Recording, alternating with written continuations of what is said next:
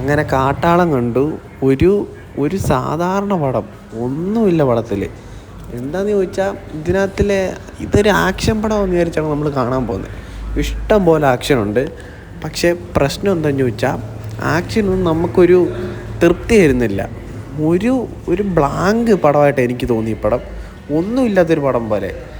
Just ഒരു 2 മണിക്കൂർ ചുമ്മാ പോയിരുന്ന് നമുക്ക് കാണാം, അത്രേ ഉള്ളൂ. അല്ലാതെ ഭീകര പടമൊന്നുമില്ല. മാർക്കോ പ്രതീക്ഷിച്ച്, മാർക്കോയുടെ ക്വാളിറ്റിയും എല്ലാം പ്രതീക്ഷിച്ച് പോകുന്നവർക്ക് 100% നിരാശയായിരിക്കും. വെറുതെ അങ്ങോട്ട് പോകണ്ട.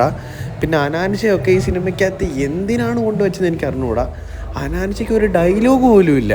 ഒന്ന് ആലോചിച്ച് നോക്ക്. പിന്നെ ഹിപ്സ്റ്ററൊക്കെ വരുന്നുണ്ട്. പിന്നെ നമ്മുടെ ജഗദീഷ് ചേട്ടൻ അത്യാവശ്യം നല്ല രീതിക്ക് ചെയ്തിട്ടുണ്ട്. എനിക്ക് ഈ സിനിമയ്ക്കകത്ത് നെഗറ്റീവായിട്ട് കൂടുതൽ പോകുന്നത് പെപ്പയാണ്. പെപ്പയ്ക്ക് ഈ ക്യാരക്ടർ ഹാൻഡിൽ ചെയ്യാൻ പറ്റുന്നില്ല. അതാണ് ഏറ്റവും വലിയ പ്രശ്നമായിട്ട് എനിക്ക് തോന്നിയത്.